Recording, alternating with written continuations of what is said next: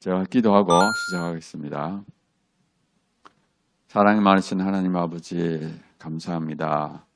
부족한 우리를 사랑하셔서 이 땅에 예수 그리스도를 보내주시고 우리를 대신하여 십자가상에서 죽게 하심으로 그 피로 우리를 구원하시고 우리의 죄를 사해 주시고 의롭다 하시고 하나님께서 온갖 축복을 누리다가 영원한 천국 갈 수 있는 저희들 되게 해주신 것 감사합니다.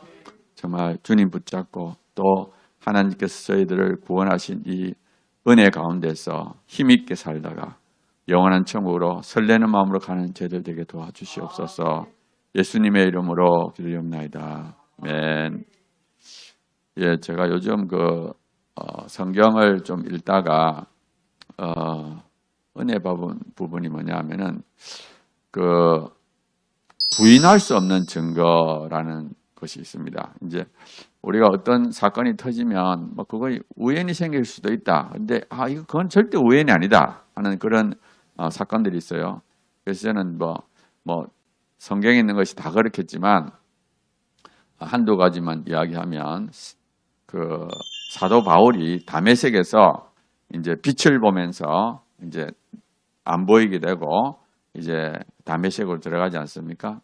그리고 나서 아나니아에게 나타나서 뭐라 그러는가 하면 이 사울이 지금 기도하고 있는데 아나니아 내가 가서 기도함으로 이제 보게 되는 것을 보고 있다. 그러니까 이 사도 바울이 환상 중에 아나니아가 와서 기도하고 다시 보게 되는 것을 이제 환상 중에 봤다는 거예요.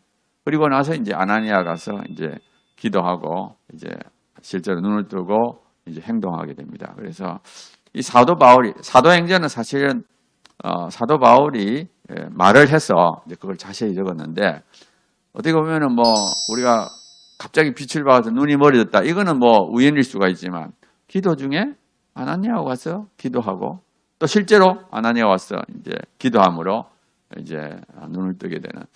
그래서 이제 그때부터 바로 사도 바울이 변하는. 그러니까 이건 진짜다. 이제 사도 바울이 판단한 거죠. 또 구약에 가면은 사울 왕이 사무엘을 만나가지고 이제 사무엘이 기름 붓고 나서 네가 오늘 길 가다가 어디서 2명을 만나고 또 조금 더 가면 3명을 만나고 그 사람들이 한 사람은 떡을 들고 있고 하나는 포도주를 들고 있고 또 그 사람이 니를 떡을 줄 것이고 이런 여러 가지를 이제 그날 일어날 일을 쭉 이제 예언을 하죠. 예언. 그리고 나서 진짜 사울이 가다가 그 예언대로 다 이루어지는 걸 봤어요. 그러니까 한 번이면 예를 들어서 어디서 두 명을 봤다 이런 그거는 우연일 수 있지만 이거는 구체적으로 그 사람이 무슨 말을 할 것이며 또 무엇을 행동할 것이며 이런 거를 이제 예를 든 거예요. 예언을 한 거죠. 그러니까 그런 걸 보면 진짜 하나님이 온 땅을 다스리는구나. 그 사람의 말도 주관하고 행동도 주관하고 이런 거를 이제 알게 되는 겁니다. 근데 이제 제가 왜 그를 예를 드는가 하면 저도 마찬가지예요.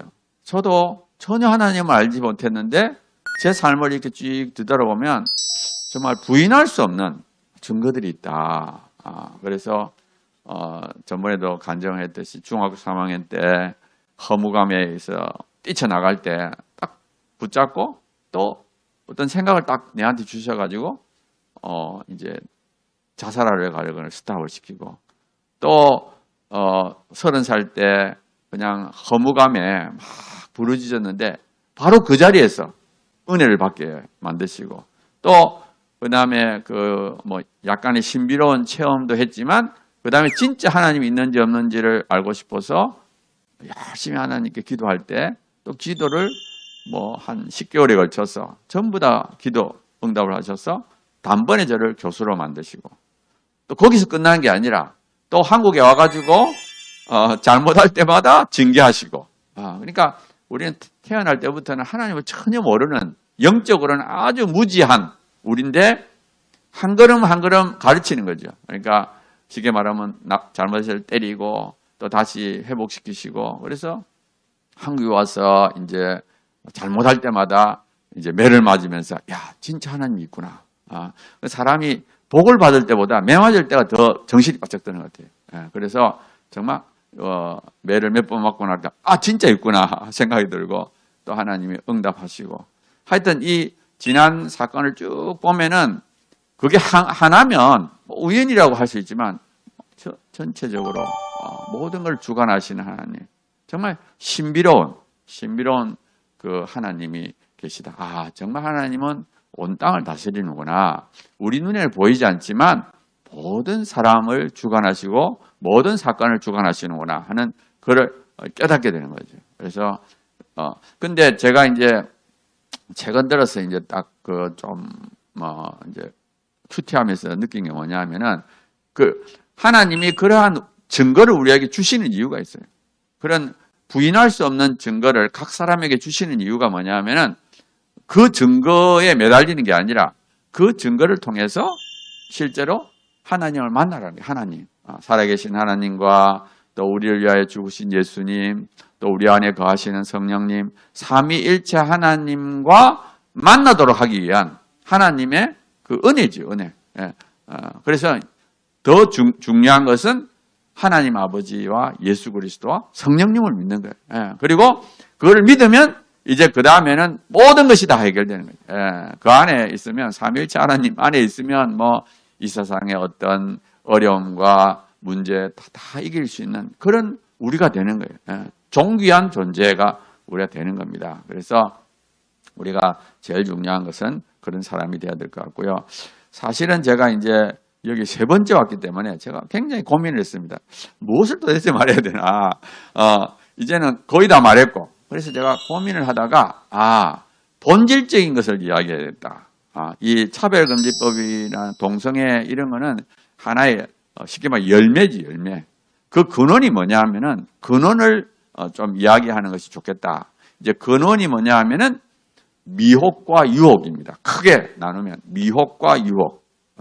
유혹이라는 것은 뭐냐 하면은 우리로 하여금 죄를 짓게 만드는 그 사단의 유혹이죠. 음란이라든지 이런 것이 유혹이고요. 미혹은 뭐냐 하면은 우리 마음속에 이 잘못된 생각을 넣는 거예요. 잘못된 사상, 논리, 예를 들어서 유물론이라든지 진화론이라든지 하여튼 다양한 합리적 논리, 그럴듯한 논리, 그게 미혹입니다. 그 다음에 유혹이 있고요. 그래서 요 미혹과 유혹이 사실은 믿음을 파괴시키고 어떻게 보면은 이 서구가 다 무너진 게 뭐냐면 서구가 무너진 게 사실은 그 진화론에 의해서 무너졌어요. 서구도 무너지고 미국도 무너지고 그 다음에 거기에 또 포르노 같은 음란. 그래서 이제 그렇게 하다가 결국에 이제 열매가 이제 동성애 차별금지법이 나온 거예요. 그래서 제가 유혹과 미혹을 좀 이렇게 대처하는 방법을 제가 말씀드려야 되겠다 생각을 했습니다. PPT를 올려주시면 제가 설명하겠어요. 그래서 제목이 세상의 미혹과 유혹에 대한 성경적 세계관적 대응. 그래서 넘겨주십시오. 제가 조금 전에 말했듯이 제 삶이 그래요. 저도 사실은 중학교 3학년 때 미혹을 당한 거예요. 미혹이라는 게 이게 나가 죄를 짓는 것이 아니라 오히려 열심히 공부하는 사람, 책 읽는 사람에게 미혹이 오는 거예요. 그러니까 인간이 만든 작품 안에는 다 잘못된 것이 들어있거든요. 영화라든지 이런 것도 있을지만 책을 통해서 저는 책을 통해서 미혹을 당한 거예요. 그래가지고 결국 무신론자, 유물론자로 바뀌었죠. 그리고 그 다음에 성경적인 세계관, 사단의 공격, 성경적 세계관적 대응, 그 다음에 우리의 자세 이렇게 말씀드리겠습니다. 그 다음 넘겨주십시오. 자, 역사적으로 우리가 따지면 개인 내뿐만 아니라 이 전체적인 역사를 보면은 사실은 중세 시대가 어떻게 보면 하나님의 은혜로 이 유럽의 이 기독교가 편만하게 되는 그런 일이 생겼죠. 근데 그 중세에 이 가톨릭이 부패하기 시작한 거예요. 껍데기만 나오면 믿음을 다 잃어버리고 껍데기가 되니까 이제 르네상스가 되면서 인본주의, 인본주의가 나. 근데 사실은 인본주의라는 단어가 우리가 굉장히 좋은 단어로 생각하지만 사실은 이게 하나님을 떠나는 거죠. 하나님을 떠나서 자기가 주인이 되는, 그래서 인본주의가 대동되고, 자, 인본주의가 되니까 이게 행복한 세상이 될 줄 알지. 인간이 주인이다. 그러면 얼마나 좋아 보여요? 근데 사실은 하나님을 떠나서 인간이 주인 되면 어떻게 되느냐?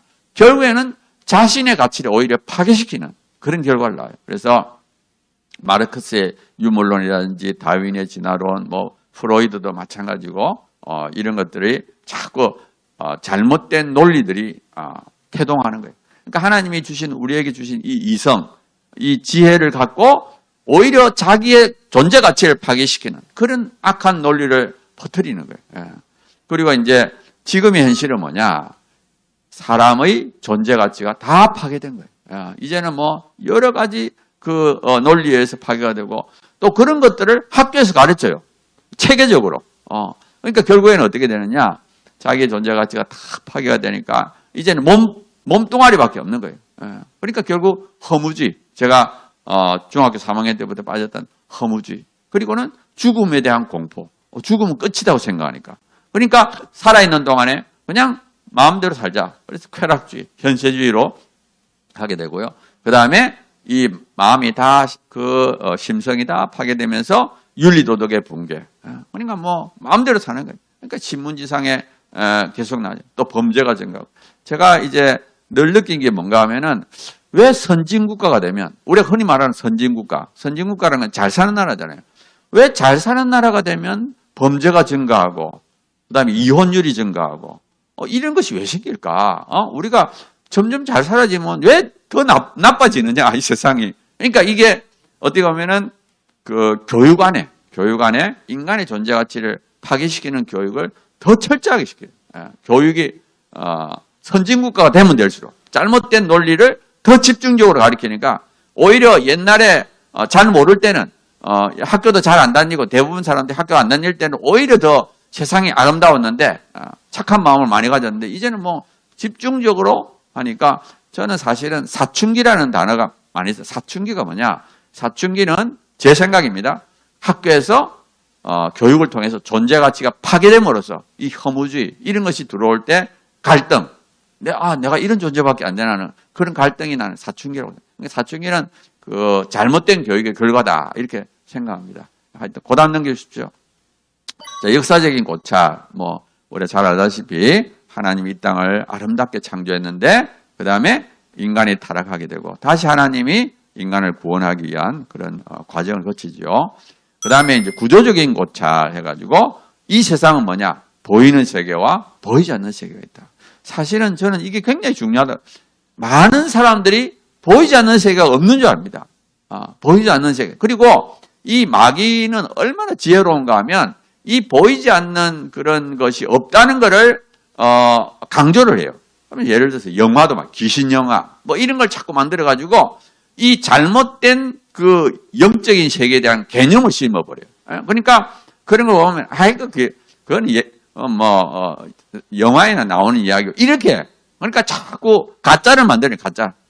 그러니까 실제로 이 세상은 보이는 세계와 보이지 않는 세계가 있는데도 불구하고 우리가 자꾸 이제 미혹을 당하는 겁니다. 그래서 이 보이는 세계와 보이지 않는 세계가 있고 인간만 독특하게 몸하고 영혼을 가지고 있는 그런 독특한 존재로 하나님이 우리를 만드셨습니다. 네, 그 다음 넘겨주세요. 자, 하나님은 잘 알다시피 뭐 천지 만물을 창조하시고 지금도 여전히 통치하고 계시고 또 예수 그리스도는 하나님의 아들이시며 우리의 구세주이시고 또 사단이 존재하고요. 그러니까 우리가 영의 세계가 있는데 영의 세계에는 하나님도 있고 사단이 존재합니다. 그 다음에 인간, 사람은 뭐냐? 영혼을 지닌 영적 존재다. 그러니까 살아있는 동안에는 영혼과 몸이 연합을 해가지고 인격적인 활동. 지금은 제 안에는 죄라는 기름병이라는 몸과 기름병이라는 영혼이 연합을 해서 인격적인 활동. 지금 이렇게 제가 말을 하고 있는 거예요. 그런데 죽으면 몸은 흙으로 돌아가고 그 다음에 영혼은 천국과 지옥을 가게 되는 거죠. 그리고 모든 사람들의 마음속에는 죄성이 있습니다. 여전히 우리 모든 사람에게 보편적으로 다 죄악된 마음이 있고요. 그런데 거듭난 사람에게는 이제 성령이 임하셔서 이제 계속 싸우는 거죠. 거듭난 다음에도 여전히 우리 마음속에서 이제 전쟁을 하는 겁니다. 고답 넘겼어요. 그래서 이 영의 세계가 우리 마음을 통해서 우리에게 영향을 줍니다. 그러니까 하나님도 우리에게 말씀하실 수 있고요. 사단도 우리에게 말할 수 있습니다. 하나님은 사단이 우리에게 말하는 걸 허용하셨어요. 그래서 얼마든지 사단도 우리에게 속삭일 수 있습니다. 그래서 우리는 우리 마음을 잘 분석을 해야 돼요. 이 생각이 전부터 자기 거라고 생각하면 돼요. 어떤 거는 하나님으로부터 오고, 어떤 거는 사단으로부터 오고, 어떤 거는 자기 영혼이 하고. 근데 이게 분간하기 어렵지는 않습니다. 쉽게 분간하게 다 돼 있어요. 우리가 어느 정도 성장을 하면 다 알도록 하나님 만들어 놓으셨습니다. 예, 고담 넘겼어요. 자, 그리고 직접 우리에게도 이렇게 할 수도 있지만 다른 사람을 통해서 우리에게도 말할 수 있고요. 또 우리가 만드는 작품을 통해서, 예를 들어서 뭐 영화라든지 연극이라든지 뭐 소설이라든지 모든 거는 다 영적인 작품. 어떤 작품은 하나님의 감동으로 우리의 믿음을 증가시키려는 것도 있고요. 반면에 우리의 믿음을 파괴시키기 위한 사단의 작품이 있어요. 그런데 불행하게도 이 시대는 사단의 작품이 훨씬 많습니다. 그러니까 우리가 굉장히 보고 듣는 걸 조심해야 됩니다. 예, 고담 넘겼어요. 자, 그래서 우리가 우리 주위에 있는 모든 것이 우리에게 영향. 그러니까 우리가 보고 듣는 건 다 우리 마음속으로 들어옵니다. 보고 듣고 읽는 거. 근데 그것이 우리 마음속에 이제 심겨지게 되고 자라게 되는 거예요. 그러니까 우리가 첫째는 안 봐야 돼. 절대로 우리가 유혹이라든지 이런 건 피하는 게 중요합니다. 안 봐야 돼. 그래서 혹시라도 우리가 볼 수가 있으니까 우리가 평소에 성경 읽고 기도하는 것이 중요해요. 왜냐하면 성경 읽고 기도하는 중에 우리 마음속에 들어온 여러 가지 나쁜 것들을 씻어낼 수가 있기 때문에 우리가 끊임없이 이 온 세상에서 계속 보고 듣고 하니까 그래서 이 평소의 신앙생활이 굉장히 중요하다. 예, 고담 넘겼어요. 자, 그래서 이 하나님의 진영과 사단의 진영이 전쟁을 하고 있습니다. 뭐 차별금지법을 떠나서 뭐 모든 영역이 그래요. 예, 그래서 우리 사람의 영혼에 영향을 미치는 모든 영역, 문화, 예술, 교육, 학문, 정치, 경제 모든 영역에서 이제 하나님의 사람들과 사단의 사람들이 싸우고 있는 거죠. 그리고 자기도 모르게 어디인가 이제 있어요. 그러니까 뭐 돈 벌기 위해서 어떤 사람은 사단의 영역에 들어가서 하는 사람, 아직 뭐 영의 눈을 안 뜬 사람은 사단 편이 되겠죠. 하여튼 예, 고담 넘겼어요. 자, 사단의 수법은 크게 두 가지다. 미혹과 유혹이다. 그래서 미혹이라는 것은 우리의 이성을 공격합니다. 그래서 뭐 유물론, 진화론, 뭐 이런 여러 가지 논리를 통해서 우리의 믿음을 잃어버리게 만들어요. 아까 말했던 대로 저도 모태신앙인이지만 그런데 전혀 믿음이 없이 뭐 교회를 이제 어머니가 가다가 중학교 3학년 때 책을 읽다가 완전히 그냥 그 미혹을 당한 거예요. 예? 그러니까 우리가 열심히 공부 잘하는 애는 또 그렇게 빠지고 또 공부 안 하는 애는 또 이쪽으로 빠지고 할 때 우리가 굉장히 조심해. 왜? 우리 주위에 너무나도 사단의 작품이 많으니까. 우리가 아이들이 뭘 읽고 듣느냐 하는 걸 굉장히 조심해야 됩니다. 그러니까 어떤 부모들은 뭐 무조건 책을 많이 사주는데 부모가 먼저 읽어봐야 돼. 그 독약을 먹일 수도 있어요. 그러니까 우리가 미혹이 있다는 거, 그 다음에 유혹, 이 죄를 짓도록 만듭니다. 고담 넘겼어요. 자, 미혹의 첫 번째 예를 하나 드리겠습니다. 하나가 과학만능주의, 혹은 우리가 과학주의라는 단어를 쓰는데, 자, 현대에는 이 과학이라는 이름으로 미혹을 합니다. 과학의 정의가 뭐냐 하면은 실험과 관찰을 통해서 이제 데이터를 얻고요. 그거를 자기가 이제 우리 사람이 이해를 합니다. 이성을 통해서. 그리고 나서 법칙과 가설을 만들고 그 가설이 맞으면 이제 법칙이 되는 겁니다. 이게 과학이에요. 자, 그럼 과학의 한계가 뭐냐? 과학의 한계는 첫째는 실험과 과학이 가능해야 됩니다. 그러니까 관찰할 수도 있고 실험할 수 있고, 실험이라는 건 조작하는 거죠. 우리가 조건을 바꿔가면서 이제 이렇게도 해보고 저렇게, 그 실험입니다. 자, 그러니까 보이는 세계만 가능합니다. 과학으로서 하나님이 있는지 영혼이 있는지는 우리가 관찰도 안 되죠. 실험도 안 됩니다. 실험은 뭐냐? 우리 하위의 존재한테 실험이 되죠. 우리 상위의 존재를, 예를 들어서 자기 아버지를 실험한다. 말이 안 되죠. 조작이라는 건 자기 밑에 쪽으로 가는 거예요. 그래서 인간이 조작 가능한 것은 하위 세계. 그래서 하나님이 있는지 없는지 내가 한번 실험해 봐야 되겠다. 그건 말이 안 되는 거예요. 그 다음에 인간이 이해 가능한 것만 과학이 되는 겁니다. 그러니까 이해가 불가능하고, 그건 도대체 납득이 안 된다. 그러면 그거는 과학이 아니에요. 예를 들어 기적이라는 것 자체가 인간이 이해가 안 되는 걸 기적이라 하잖아요. 그러니까 기적은 역시 과학의 한계에 벗어난 거예요. 그 다음에 법칙적인 거. 그러니까 어떤 것을 우리가 법칙을 만들려면 어떤 조건을 주면 반드시 그 결과가 나와야 돼요. 똑같은 조건을 줬는데 한 번 이렇게 나오고 한 번 이렇게 나오고 이러면 그거는 과학이 될 수가 없습니다. 그러니까 반드시 기계적이에요. 기계적인 거. 그 안에 뭐 어떤 인간의 의지가 들어있다든지 이런 건 안 됩니다. 그래서 기계적인 거 따라서 인격적인 활동은 안 돼요. 우리 인간이 하는 행동은 인격적인 활동이거든요. 그러니까 어떨 때는 기분이 좋으면 이렇게 하고 또 기분이 나쁘면 이렇게 하고 이거는 법칙이 될 수가 없어요. 그 다음에 반복적인 거. 한 번 일어난 것은 과학의 범죄에 들어가지 않습니다. 예를 들어서 뭐 노아의 홍수가 뭐 이런 거라든지 뭐 홍해가 갈라지는 거. 그거는 한 번밖에 안 일어났기 때문에 어떻게 할 수가 없어요. 그래서 반복적으로 일어날 수 있는 거. 또 기계적인 거. 인간의 의지가 담겨 있지 않는 거. 뭐 이런 거. 그래서 결과적으로 과학은 실험과 관찰이 가능하고 법칙적이며 보이는 물질 세계에만 적용이 가능하다. 이게 과학의 한계입니다. 고답 넘겼어요. 자, 과학주의, 과학 만능주의는 뭐냐? 과학으로서 모든 진리를 알 수 있다. 이게 과학주의입니다. 과학이 만능이에요, 만능. 그리고 과학으로 증명이 안 되는 것은 진리가 아니다. 그래서 우리가 그건 비과학적이야. 비과학적이라는 것이 마치 비진리, 진리가 아닌 것처럼 혼동을 일으키고 있어요. 그만큼 우리 사람들의 마음속에 이 과학주의에 물들어 있는 거죠. 우리가 그건 비과학적이야. 그러면 그건 틀렸다는 것을 바로 암시하는 거잖아요. 아까 말했듯이 과학이라는 한계가 있는데, 그리고 실제적인 과학주의의 사례들이 뭐냐? 생명의 기원을 진화론으로 설명하고 우주의 기원을 빅뱅 이론, 폭발해서 터졌다. 그 다음에 마음을 두뇌로 설명하고, 이걸 두뇌주의라고 내가 이름을 붙였는데, 아무튼 이런 것들이 실제 예가 되겠습니다. 그리고 과학 만능주의 결과는 뭐냐? 영의 세계가 없는 거예요. 과학으로서는 영의 세계를 알 수 없으니까 없다는 거예요. 없다. 그러니까 하나님도 없고 영혼도 없고. 결국 인간에게 남는 것은 몸뚱아리밖에 없어요. 그러니까 아까 말했던 쾌락주의, 현세주의, 허무주의, 죽음에 대한 공포고요. 결과적으로 유물론으로 가요. 유물론이라는 것은 온 땅은 물질로 구성되어 있다. 영의 세계가 없다. 그게 유물론이거든요. 그러니까 과학주의에 들어가면 결론이 뭐냐? 유물론입니다. 그러니까 제가 중학교 3학년 때 결국은 이제 유물론자가 된 거죠. 고담 넘겼어요. 자, 그 다음에 두 번째 미혹이 뭐냐? 인본주의입니다. 인본주의.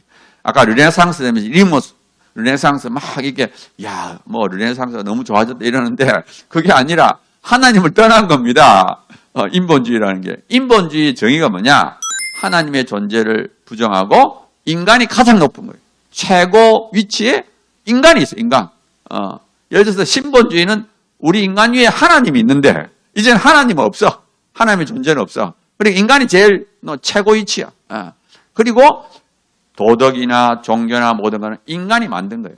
기독교도 마찬가지예요. 기독교도 종교니까 종교 중에 하나고 이거는 뭐 원시 종교로부터 이렇게 진화가 되고 인간이 만들어낸 거예요. 자기의 위로를 위해서 인간이 만들어낸 거예요. 모든 것을 인간이 만든 겁니다. 그 다음에 선악이나 진리나 가치의 기준은 인간이 정하는 인간이 기준이 인간. 그러니까 어떻게 보면 굉장히 우리를 부추기고 너는 정말 높은 사람이야 이러면서 모든 것이 우리 인간이 정하는 거니까 이게 빠져드는 거죠. 그리고 쏘가 넘어가는 거죠. 인본주의 결과가 뭐냐? 절대 진리의 붕괴. 진리가 부정됩니다. 왜? 각 사람이 자기가 진리를 결정하는 거예요. 그러니까 결국 상대화, 다원주의로 가는 거예요. 절대 진리가 없습니다. 그냥 내가 옳다고 생각하는 게 옳은 거예요. 각 사람마다. 그 다음에 절대 선의 붕괴. 선악도 인간이 결정하는 거예요. 그러니까 나중에 인간들이 다수가 악해지게 되면 다수결에 의해서 죄가 아니다는 거예요. 이렇게 정해버리면 되는 거예요. 인간들이. 근데 문제는 뭐냐? 실제로 인간이 그렇게 대단한 존재가 아니거든요. 이 불완전하고 유한한 인간이 무너질 때, 이렇게 죽음 앞에라든지 여러 가지 한계에 부딪히게 되면 모든 것이 무너져요. 그리고 의지할 데가 없어. 왜? 인간이 제일 위에 있는데 인간이 무너져 버리니까 어떻게 되겠어요? 갈 데가 없는 거죠. 만약에 우리 위에 하나님이 계시다면 자기가 연약할 때 하나님을 의지할 수 있는데 이건 의지할 데가 없는 거예요. 위에 하나님 안 계시니까. 보답 넘겼어요. 그 다음에 이제 세 번째가 젠더 이데올로기.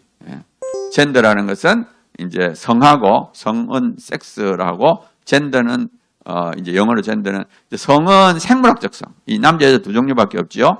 젠더는 자기 마음으로 생각하는 성. 요게 이제, 그러니까 수십 가지가, 수백 가지가 되죠. 그래서 젠더 이데올로기의 주장은 뭐냐 하면은 개인이 자기가 원하는 젠더를 선택할 수 있다. 나는 뭐 생물학적 성과 상관없이 선택할 수 있다. 그 다음에 그 사람이 선택한 젠더를 법적으로 인정해 줘야 된다. 아까 인본주의하고 비슷하죠. 그 사람을 존중하는 거예요. 그 사람이 남자라면 남자 인정이고, 뭐 이렇게 하는 것이 젠더 이데올로기가 여러 가지 부작용을 내고 있습니다. 네, 그 다음 넘겼어요. 자, 그 다음에 이제 이때까지 세 가지는 미혹이었고요. 한 가지는 유혹. 유혹은 뭐냐? 잘못된 미혹하고 유혹이 연관되어 있습니다. 미혹을 통해서 우리의 영혼을 무장해제시킵니다. 그러니까 하나님 없으니까 심판도 없다. 위에 보고 있는 하나님 없어. 그러니까 네 마음대로 살아도 돼. 그 다음에 영혼도 없어. 죽으면 끝이야. 그러니까 네 살아있을 동안에 마음대로 살아. 그 다음에 자유 뭐 이런 거. 남에게 피해만 안 주면 돼. 그러니까 성인은 음란한 걸 볼 수 있어. 그리고 그 최악된 사례를 반복적으로 보여줘. 뭐 신문이나 매스컴을 통해서 계속 수많은 사례를 보여줘. 그리고 우리도 모르게 자꾸 그런 걸 보고 들면서 이제 물들게 돼요. 그 다음에 어떨 때는 강요를 하는 거예요. 예를 들어서 직장 같은 데 들어가게 되면 위에서 압박을 하는 거예요. 죄를 짓도록. 그걸 구조적인 악이라 그러죠. 그 다음에 죄를 짓도록 협박하고 어떨 때는 권유하고. 죄라는 것은 가까운 데서 옵니다. 직장 동료라든지 가족을 통해서 이 죄가 오게 되는 겁니다. 그 다음 넘겼어요. 자, 이제부터 성경적 세계관적 대응이라고. 자, 이거를 이길 수 있는 길이 뭐냐? 예수님을 믿는 것밖에 없습니다. 예수님을 믿는 것. 왜냐하면 하나님이 그렇게 계획하셨어요. 하나님이 이 모든 문제를 알고 계십니다. 뭐 21세기에 이런 상황이 될 걸 하나님 몰랐겠습니까? 다 알고 있죠. 자, 그러면 어떻게 이걸 이기느냐? 하나님이 계획하신 유일한 해결책이 예수 그리스도. 예수 그리스도. 그리고 예수님을 믿는 거는 성경 말씀을 믿는 거와 동일합니다. 우리가 성경 말씀에 다 있어요. 그리고 예수님을 믿을 때 증거를 주셨어요. 야, 무조건 믿어라. 이게 아닙니다. 이 자꾸 저쪽에서는 막 무조건 믿으라고 한다 그러는데 그렇지 않아요. 하나님은 우리에게 충분한 증거를 주십니다. 영적인 증거를 주셔요. 그 다음 넘겼어요. 자, 그 다음에 이제 믿음에 굳게 서야 됩니다. 우리의 싸움은 영적인 전쟁, 믿음의 전쟁. 우리가 믿음이 무너지면 지는 거예요. 우리가 믿음이 있으면 이기는 겁니다. 그래서 일단 믿기만 하면 이겨요. 믿기만 하면. 어렵지 않습니다. 믿기만 하면 돼. 근데 사단은 집요하게 믿음을 파괴시켜요. 아까 말했던 유혹을 통해서 미혹을 통해서 계속 믿음이 무너지면 끝나는 거예요. 믿음이 어떻게 보면 본부니까 본부. 그 본부가 그리고 믿음으로 믿음에 이릅니다. 믿음으로 믿음. 그래서 믿음을 있어야지 또 우리가 기도 응답도 받고 또 하나님의 감동도 받고 더 믿음을 갖게 돼. 반대로 믿음이 없는 사람은 하나님이 이렇게 은혜를 베풀어도 그거를 하나님 은혜라고 생각 안 해. 그거 우연이다. 그러면 여전히 안 믿는 거예요. 그러니까 이 눈과 귀를 닫아버리니까 이게 보아도 보지 못하고 들어도 듣지 못하는 그런 상태죠. 그리고 우리가 믿는 진리는 하나님이 분명하게 성경에 말씀하셨습니다. 예를 들어서 성경의 진리를 분명하게 말씀하셨는데 이 우주와 생명의 기원은 하나님이 창조하셨다. 우주도 하나님이 만드셨고 우리 생명도 하나님이 만드셨다. 그리고 마음은 영혼의 실존을 말하고 있습니다. 그러니까 이 근원적인 대한 해답을 이미 성경에 다 주고 있습니다. 그 다음 넘겼어요. 자, 근데 우리의 이 믿음은 하나님의 선물입니다. 우리가 믿게 된 게 오늘부터 내가 믿기로 결정했다. 이게 아니에요. 의지가 아닙니다. 선물이에요, 선물. 하나님이 감동을 하야만 믿어지는 거예요. 그리고 하나님은 말만 하신 것이 아니라 많은 증거를 주세요. 그래서 우리가 기도 응답이라든지 체험이라든지 감동이라든지 이걸 느끼게 되는데 저는 증거를 세 종류로 나눴습니다. 첫 번째는 순수한 영적인 증거. 요거는 이제 뭐 꿈이라든지 환상이라든지 감동이라든지 오늘 순수한 영적인 증거가 있고요. 또 어떤 거는 영적인 것과 과학적인 것이 이제 연합되어 있는 게 있어요. 예를 들어서 기도 응답. 예를 들어서 내가 기도했는데 그 기도가 그대로 이루어진 거예요. 예를 들어서 기도했는데 병이 나왔어. 이런 것은 영적인 것과 과학적인 것이 연합되어 있는 증거고요. 어떤 거는 순수하게 과학적인 증거가 있습니다. 예를 들어 이거는 뭐 과학적인 관찰이나 화석이나 뭐 이런 걸 보면은 이걸 우리가 순수한 과학적인 증거예요. 근데 하나님 이 세 종류를 다 주셨습니다. 영적인 증거, 과학적인 다 줘요. 근데 이 사단은 어떻게 주장하느냐? 이 영적인 증거들은 전부 다 우연이라고 그래요. 그러니까 사단의 뭐는 아주 간단해, 심플해. 사단의 논리는 아주 간단합니다. 뭐 하여튼 무조건 우연이래. 그리고 그 다음에는 과학적인 증거는 이제 다르게, 진화론이라든지 이런 게 이제 다른 식으로 논리를 만들어서 이제 왜곡시키는 거죠. 그래서 아무튼 하나님은 우리에게 충분한 증거를 주셨다. 고담 주세요. 우리가 믿음을 유지해야 됩니다. 그래서 매일 성경 읽고 기도하고 또 거룩한 것들만 보고 듣고 나쁜 건 절대 보고 듣지 말아야 되고요. 또 죄도 안 지어야 됩니다. 어떻게 보면 이 보고 듣고 하는 거는 그래도 우리 마음속에 심겨지니까 씻어내는 거야. 죄는 결정적인 거예요. 우리가 권투하다 보면 탁 스트라이크를 먹이는 게 죄입니다. 죄. 우리가 죄를 지으면 휘청해요. 그러니까 절대로 죄를 지으면 안 됩니다. 근데 만약에 죄를 안 지어야 되면 만약에 죄를 지으면 즉시 회개해야 돼. 하나님 도와달라고. 그러니까 상대방이 탁 때려가지고 스트라이크를 매가지고 확 쓰러졌어요. 쓰러지면 빨리 하나님 도와달라고 이렇게 해달라고 해야 되지. 뭐 쓰러져가 뭐 자기가 자기를 비판한다든지 그러면 안 됩니다. 좀 뻔뻔하더라도 하나님 도와달라고. 하나님 쓰러졌으니까 도와주세요. 신앙은 약간 뻔뻔해야 됩니다. 하나님 도와주세요. 그럼 하나님이 또 우리를 불쌍히 여기서 일으키세요. 그러니까 죄를 짓게 되면 즉시 회개해야 돼요. 그리고 하나님께 늘 도와달라고. 우리가 믿음을 유지하는 것도 하나님의 은혜입니다. 믿음을 갖는 것도 하나님의 은혜지만 믿음을 유지하는 것도 하나님의 은혜예요. 하나님이 도와주지 않으면 믿음을 유지할 수가 없어요. 그 다음에 이제 좀 어려운 부분으로 조금 가는데 제가 아무래도 과학자니까 미혹하는 논리의 잘못된 점을 알아야 됩니다. 우리가 아까 말했죠. 무조건 믿는 게 아닙니다. 무조건 믿으면 안 돼요. 우리가 어느 정도 그거에 틀렸다는 걸 알아야 됩니다. 그래야만이 돼요. 왜냐하면은 우리는 진리를 사랑해요. 우리는 틀린 거를 무조건 맞다고 못하는 사람이에요. 우리는 이성적인 존재이기 때문에 그리고 만약에 어떤 것이 맞다 이렇게 믿으면 그 다음에 그 믿는 것에 종이 됩니다. 대표적인 것이 저예요. 제가 중학교 3학년 때 유물론을 믿고 난 다음에 유물론이 좋은 게 아닙니다. 그 허무주의죠. 허무주의. 좋지 않아요. 그런데 거기에 종이 되는 거예요. 왜? 그것이 진리라고 믿으니까. 그러니까 싫으면서도 거기에서 빠져나오지 못하는 나 유물론이 틀렸으면 좋겠는데 틀렸으면 좋겠는데라는 바람이 있지만 유물론이 맞다고 생각하니까 자기가 진리라고 생각하는 종이 돼버립니다. 그래서 이 미혹이라는 게 무서워요. 미혹이라는 것은 정말 딱 거기에 빠져들면 마치 우리가 이단 같은 데 빠졌지 잘못된 데 콱 빠져버리면 그 다음에 거기서 아무리 나오려고 해도 못 나오는 거예요.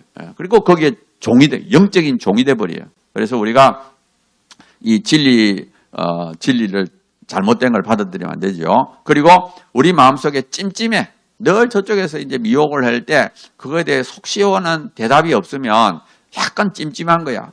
혹시 저게 맞을 수도 있나 이러고 흔들리기도 하고 그러면 안 되죠. 그러면 우리가 마음이 편하지 않습니다. 그러니까 상대방이 막 공격이 올 때는 이것이 아니다라는 것을 우리가 알아야만이 우리 마음이 편안하고 상대방의 그 미혹을 이길 수가 있는 거예요. 고단 넘겼어요. 자, 첫 번째는 진화론. 진화론에 대해서 조금 말씀드리면 우리가 중고등학교에서 계속 진화론을 배우기 때문에 웬만한 사람들은 다 진화론에 대한 세뇌를 당합니다. 그런데 첫째는 진화가 어떻게 되는지를 알 수가 없어요.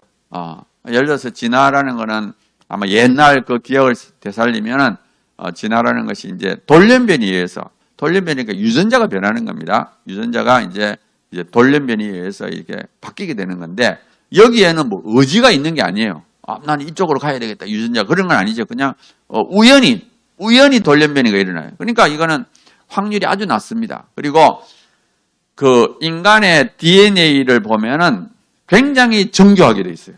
그러니까 되도록이면 돌연변이가 안 일어나도록 돼 있습니다. 그러니까 우리가 이제 이제 혹시나 이렇게 돌연변이가 생기게 되면 또 그걸 고치는 장치가 있어요. 수선 장치. 그러니까 진짜 생명체가 잘 만들어져 있습니다. 정말 잘 만들어져 있어요. 그래가지고 이 확률이 엄청 낮습니다. 그러니까 그 DNA 복제 우리 다음 세대를 낳을 때는 이제 복제를 해야 되거든요. DNA를 복제하면서 이제 되는데 그때 빠른 속도로 1초에 한 1000개 정도를 만듭니다. DNA 안에 보면 이제 쭉 있는데, 그거를 쫙 이제 1초에 1000개를 만들어 나가는데, 엄청나게 빠른 속도죠. 1초에 1000개 만드니까 보통 공장보다 훨씬 더 빠릅니다. 그런데 그거를 진짜 몇억 개를 만들면 한 개가 잘못될까? 그리고 또 그 한 개 잘못되면 그걸 또 다시 고치고. 하여튼 너무너무 잘 만들어져 있어요. 그래서 하여튼 이 돌연변이가 일어날 확률이 굉장히 낮다. 그 다음에 이거는 무작위성. 아무렇게나 생겨요. 나는 이쪽으로 가야 되겠다. 그게 아니에요. 그 다음에 대부분이 해롭습니다. 왜냐하면 지금 현재 상태가 가장 좋은 상태이기 때문에 이게 조금 바뀌게 되면 다 나빠요. 그래서 아무튼 진화를 설명한 이론이 없다. 그 다음에 만약에 진화가 맞다면 중간 화석이 있어야 됩니다. 예를 들어서 우리가 돌연변이에서 조금씩 바뀌어가지고 새로운 생명체로 갔다 그러면 지금은 중간 단계 생물이 없다 하더라도 그 시체가 화석이 돼가지고 남아있어야 되잖아요. 화석이 없어요. 그 다음에 지금 현재 전 세계에는 25만 종에 대한 화석이 존재합니다. 근데 참고로 이 지구상에는 100만 종이 있습니다. 그러니까 4분의 1 정도 있죠. 4분의 1 정도가 지금 화석으로 남아있는데 중간 화석은 없어요. 지금 현재하고 똑같습니다. 그래서 그리고 우리가 흔히 배우던 시조새라든지 이런 거는 다 진짜 새예요. 그러니까 요즘은 다 이론이 바뀌어가지고 중간 화석이 없다는 거예요. 이게 이제 자기들의 단점이죠. 진화론에. 그 다음 넘겼어요. 자, 그 다음에 생명의 기본 단위인 세포가 우연히 만들어지기 어렵다. 그러니까 최초의 생명체는 우연히 만들어져야 될 거 아니에요. 일단 생명체가 만들어지게 되면 그 다음에 번식을 할 수 있지만 생명체가 아니면 번식이 못 하잖아요. 그래서 우연히 이게 만들어져야 되는데 우연히 만들어지려면 이게 원래 이제 원시 지구에는 환원성 기체, 수소, 메탄, 암모니아가 있다고 생각. 거기서부터 이제 번개가 쳐가지고 아미노산이 되고 단백질이 되고 DNA가 되고 세포막이 됐다 그러는데 이게 우연히 만들기 어려워요. DNA가 엄청나게 복잡한 겁니다. 그 다음에 단백질도 엄청나게 복잡해요. 그리고 단백질과 DNA가 동시에 존재해야 돼요. 예를 들어서 한 개가 우연히 만들어진다. 그거는 있을 수 있지. 근데 단백질과 DNA가 다 두 개가 동시에 이게 딱 아구가 맞는. 그러니까 왜냐하면은 DNA만 있어도 복제가 안 됩니다.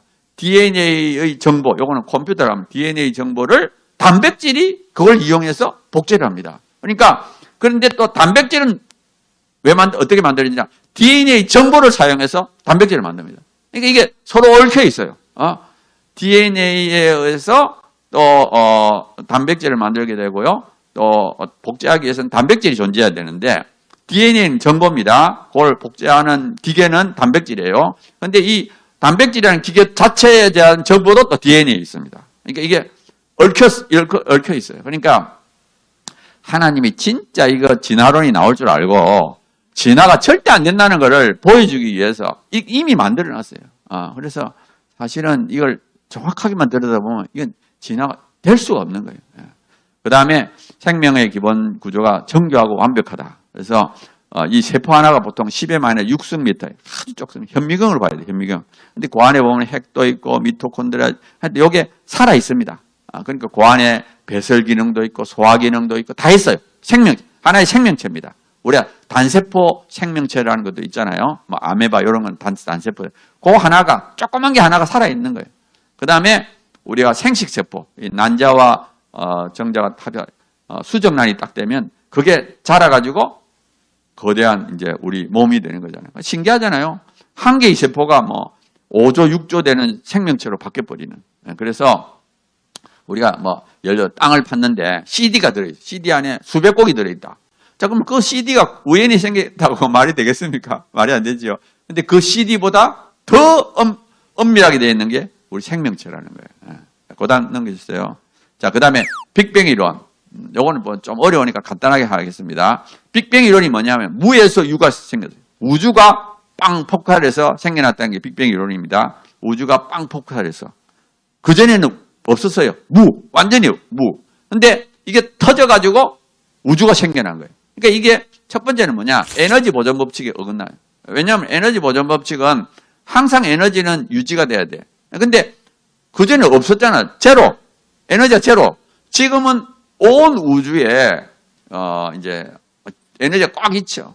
예를 들면 이 질량 자체가 에너지입니다. 뭐 아인슈타인의 상대성 이론에 따르면 질량이 에너지이기 때문에 이 우주상의 질량이 엄청난, 에너지가 엄청난, 에너지가 없는 데서 에너지가 있는 걸로, 그것도 뭐 엄청나게 많은 걸로. 그러니까 에너지 보존 법칙이 없나. 인과율에도 버건났습니다. 왜냐하면은 원인이 있어야지 결과가 있잖아요. 없는데 무슨 원인이 있어요? 근데 터졌다.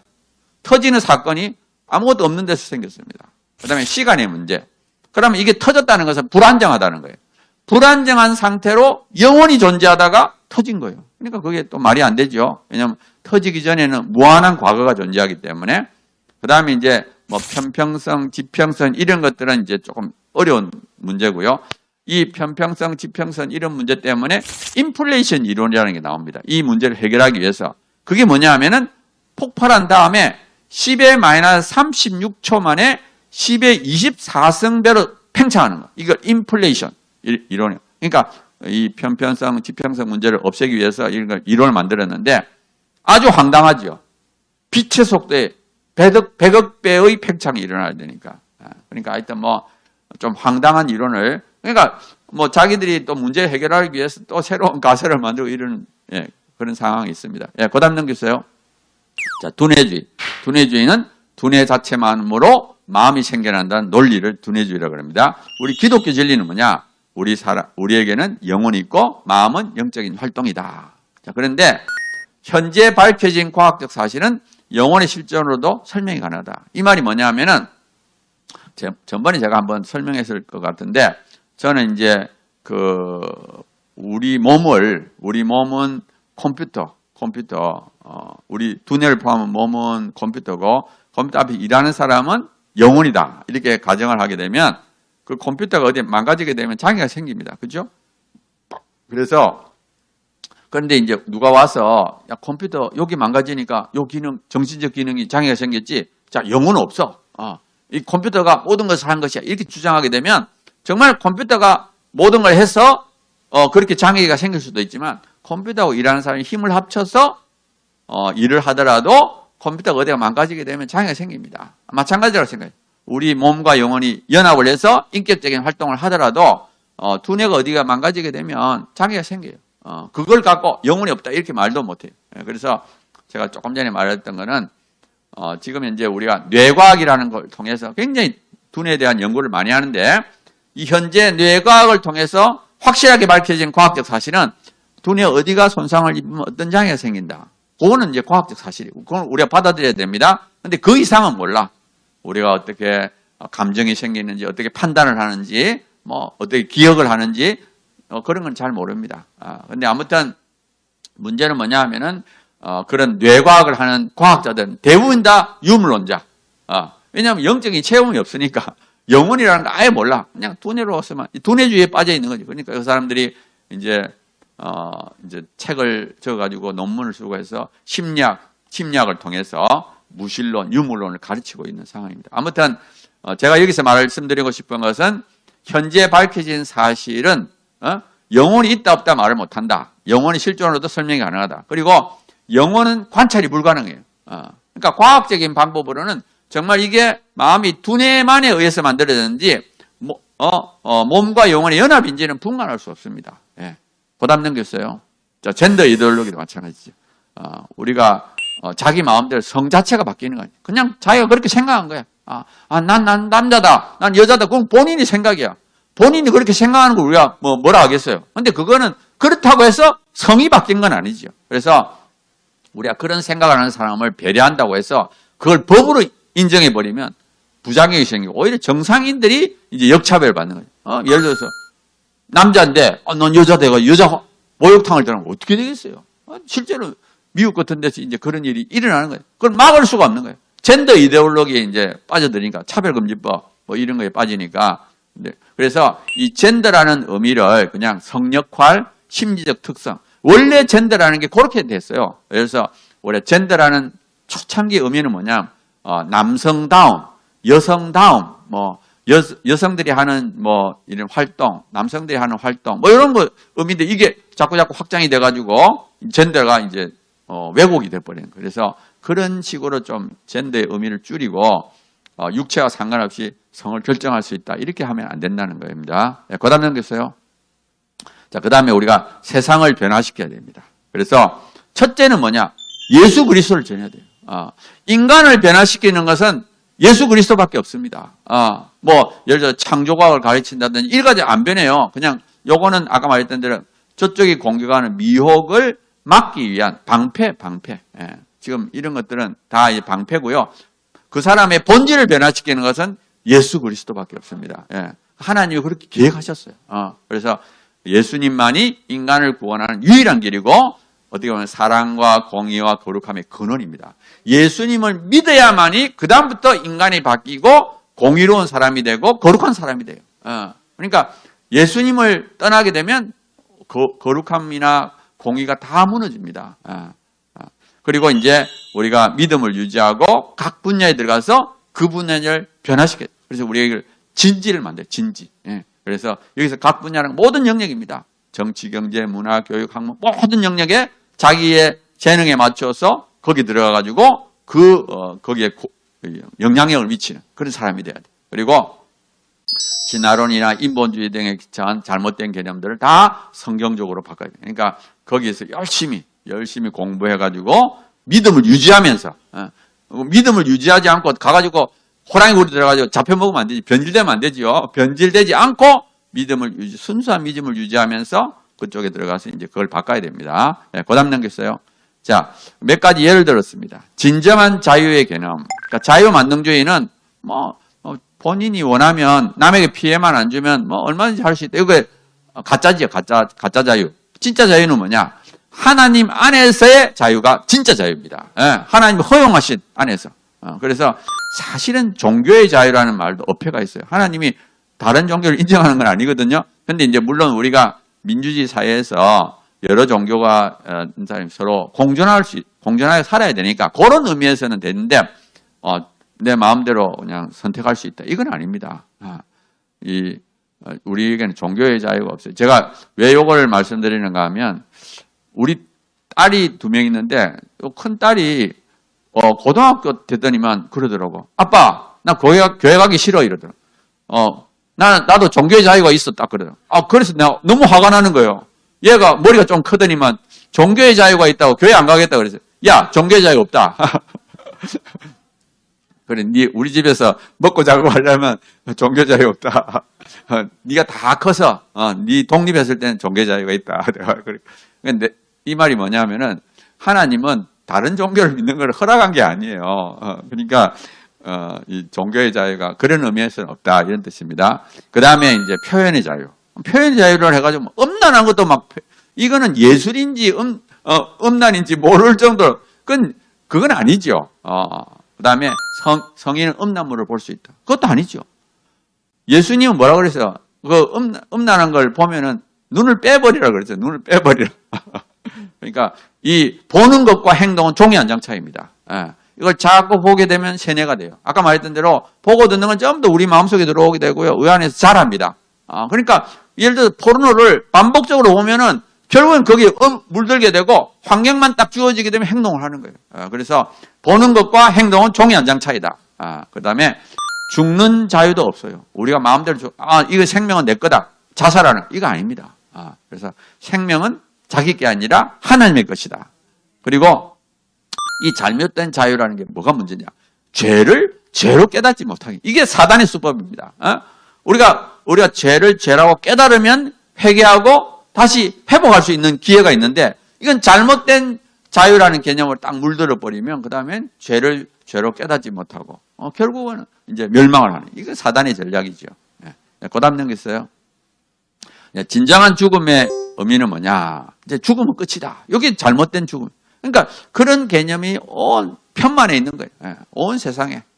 그래서 진정한 죽음 뭐냐? 죽음 이후에 영원한 천국이 있다. 그래서 죽음 앞에서 덜덜 떠는 게 아니라 정말 죽음 앞에서 기쁨으로 이제 내가 이 땅을 떠나서 더 좋은 천국에 가는구나 하는 막 그 설레임, 기쁨으로 충만해야 돼. 그게 정상이에요. 그게 정상. 그리고 어떻게 보면 이 땅에서 어떤 쾌락적인 삶이 아니라 우리가 장차 갈 천국을 준비하면서 살아가는 삶을 살아야 된다. 그 다음 넘겼어요. 자, 그 다음에 우리가 세상을 향해서 싸워야 됩니다. 싸워야 돼요. 우리가 분명히 싸워야 돼요. 그래서 우리가 반윤리적, 반성경적 문화가 번성하지 않도록 감시하고 표현해야 돼요. 민주주의 국가에서는 말을 해야 됩니다. 적극적으로 말을 해야 돼요. 가만히 있으면 안 돼요. 그래서 우리가 그걸 감시하고, 그러니까 자기가 주위에서 이렇게 만나게 되는 것을 탁 이제 감시하고는 적극적으로 표현해야 돼요. 요즘은 좀 나아졌는데 옛날에는 제가 이제 거리를 가다 보면 막 그 나이트 클럽 이런 포스터가 엄청 많이 붙어 있었어요. 뭐 술집 그래서 저는 가면서 탁 해가 떼버려요. 그러니까 예를 들어서 그 사람은 돈을 들여서 포스터를 만들어 붙였지만 나는 그냥 떼는 거는 뭐 쉬워. 다 위에 거만 탁 떼가지고 다 떼진 않아요. 위에 거만 탁 떼가지고 탁 뒤집어 엎어지게. 그래서 나는 쭉 가다가 그냥 떼고 다니는 게 재미가 있어요. 그러니까 우리가 항상 그거 할 때, 그러고 또 예를 들어서 어떤 걸 딱 봤을 때, 저건 아니다 싶으면, 고발을 하면 됩니다. 고발하면은, 이제 일단 진정이 들어오게 되면, 관공서에서는 그걸 적극적으로 들어주거든요. 그래서 우리가 용감하게 이제 표현하는 게 굉장히 중요하고요.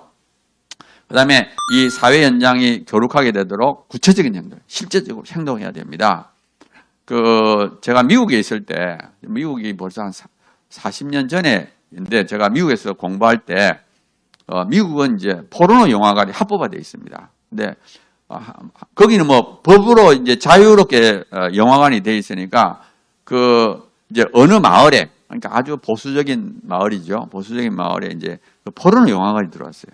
그래가지고, 이거를 이제 막기 위해서 이제 데모를 하는 거예요. 데모를 하는데, 안 나가는 거야. 안 나가니까, 하여튼, 계속 하다가 나중에 어떻게 했냐. 모금을 해서 그걸 사버리더라고.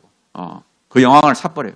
그래가지고 이제 다른 걸로 용도로 쓰는 거죠. 그래서 하여튼, 우리가 열심히 적극적으로 해야 된다. 제가 그때 보고 느꼈는데요. 그 다음에 법이 무너지면 안 됩니다.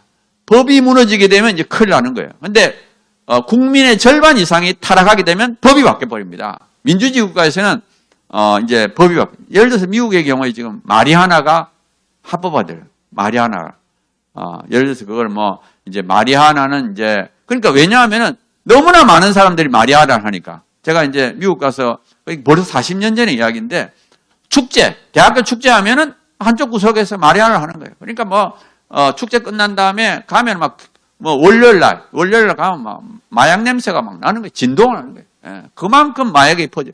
그러니까 그렇게 퍼져가지고 국민이 절반 이상이 마리아를 하면 이제 법이 바뀌어버려요. 이제 이 마리아나 정도는 괜찮다. 이렇게 해가지고 법이 바뀌어요. 그러니까 우리가 이거 유지되도록 해야 됩니다. 그러니까 그 말이 뭐냐면 국민의 절반 이상이 타락하지 않도록 계속 목소리를 내야 돼요.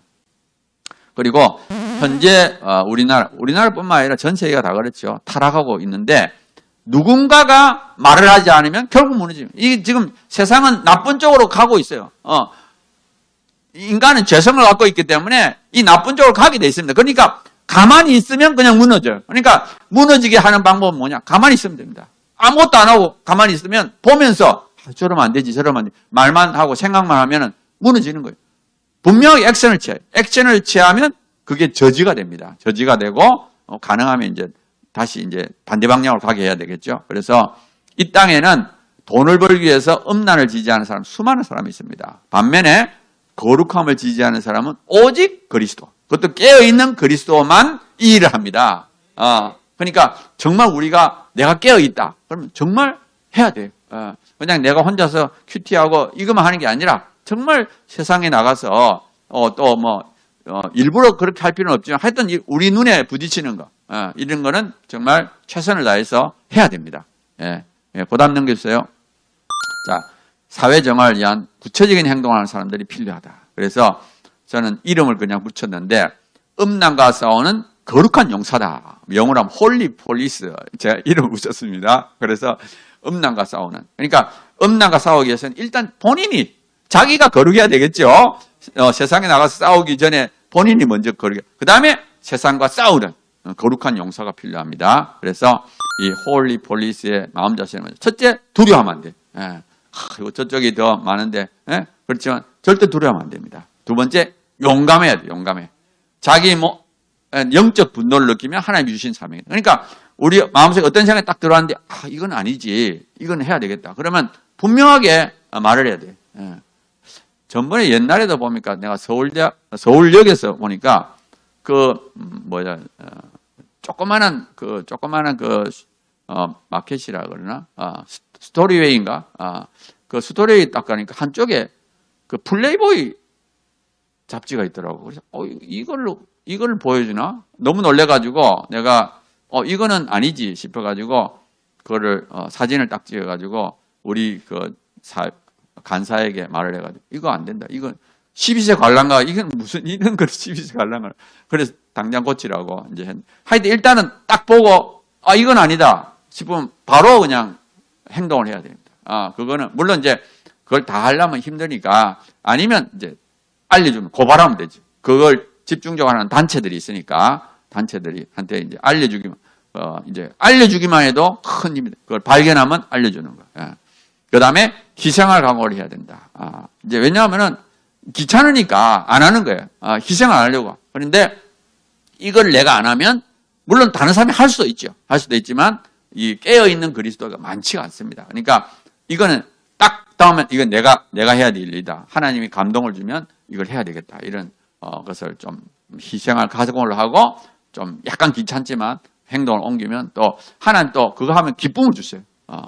그런 했을 때 행동했을 때 결과가 딱 보이게 되면 너무너무 기쁘고 또 자기에게 은혜가 돼. 딴 사람에게 은혜 되는 게 아니라 본인에게 은혜가 됩니다.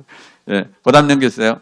자, 우리 마음의 자세. 첫째는 하나님 안에서 안식과 기쁨을 누리자. 정말 내가 믿는 것이 진짜다. 진리다. 확신을 가져야 돼. 예, 그래서 아까 말했던 대로 우리가 미혹과 유혹을 이겨. 그러니까 그 유혹으로 벗어나서 점점 깨끗해지면 성화가 되면 될수록 더 마음이 편안해지고 기뻐져요. 그다음에 또 아까 말했던 대로 미혹으로부터는 저쪽에 잘못된 논리에 대한 것에 대해서 점점 벗어날 때 하나님이 우리에게 지혜도 주시고 그걸 이길 수 있는 지혜도 주시고 하면 점점 더 기쁨을 갖게 됩니다. 그러니까 기쁨도 여러 단계가 있는 것 같아요. 더 하나님께 가까이 가게 되면 더 큰 기쁨을 누리게 되고죠. 그래서 우리가 믿음을 유지하려고 최선을 다해요. 우리가 할 수 있는 한 최선. 말씀과 기도와 거룩한 삶, 하여튼 죄를 짓지 않고 나쁜 걸 멀리하고요. 그 다음에 뜨거움을 갖고 진리와 거룩함을 전해야 됩니다. 내만 믿는 게 아니라 다른 사람에게 전해야 돼요. 기독교는 세상을 구원할 유일한 진리다. 이런 확신을 가져야 돼요. 그러니까 우리만 영생을 얻으면 안 되잖아. 인간은 다 인간이에요. 세상에 나가서 지하철 타고 있는 모든 사람들이 다 인간이야. 그 사람들도 영혼을 지닌 존재야. 결국에는 죽음 이후에 지옥 아니면 천국 갈 존재니까 내만 믿고 가는 게 아니라 정말 그 사람들도 똑같은 인간인데 영적인 존재인데 모르고 있으니까 그걸 알려야 되는 거예요. 그리고 하나님은 내한테 그걸 알려줬기 때문에 내만 아는 게 아니라 널찍이 터뜨려야 되죠. 그래서 그 비밀을 아는 자, 하나님이 나에게 비밀을 알려줬잖아요. 비밀을 아는 자로서 진리를 전파할 뜨거움을 가져야 되고요. 정말 하나님이 우리를 선택하신 거예요. 이 땅에 많은 사람들이 선택받는 게 아닙니다. 정말 진짜 그리스도인들은 많지가 않아요. 그래서 정말 하나님의 선택을 받은 자답게 우리가 진리를 전파해야 됩니다. 그 다음 넘겨주세요. 자, 우리의 목표는 뭐냐? 요건 이제 제가 학문 영역에 있어서 그래요. 모든 학문이 하나님 말씀에 기초해서 교육 현장에 가르쳐서. 왜 이게 중요한가 하면 교육은 집단적으로 사람을 변화시켜요. 그러니까 초, 중, 고등학교를 통해서 계속 세뇌를 시키면 사람이 변합니다. 그래서 이 교육이라는 게 굉장히 중요합니다. 그러니까 저쪽은 저쪽대로 교육을 이제 붙잡으려고 하고요. 우리의 목표는 뭐냐? 그래, 목표죠. 목표는 결국에는 모든 학문이 하나님 말씀에 기초해서 그것을 교육을 통해서 가르쳐지는 것이 우리의 목표다. 그리고 이 매스컴과 문화를 통해서 하나님의 진리를 선포하고 공의와 사랑과 거룩함이 드러나도록 하는 게 좋겠다. 그 다음에는 이제 제가 추측입니다. 추측. 그냥 앞으로 이렇게 되지 않겠느냐 하는 거예요. 21세기 초, 지금이죠. 지금은 과학만능 시대입니다. 과학만능주의 시대. 그래서 아까 말했던 대로 과학만능주의라는 게 좋은 게 아닙니다. 인간의 존재 가치가 다 파괴가 된 시대. 자기의 존재 가치가 다 파괴가 됐으니까 향락과 음란과 범죄, 도덕의 타락. 그러니까 수많은 영혼들이 고통. 지금 수많은 사람, 뭐 선진국이라고 다른 게 아닙니다. 선진국이라는 더 고통을 당해요. 선진국이 되면 될수록 물질적인 풍요가 있을 수 있을 때도 더 가정이 파괴되고. 예를 들어서 전번에 영국에 있는 목사님, 그 자기 반에 엄마 아빠하고 사는 사람이 별로 없다 그러더라고요.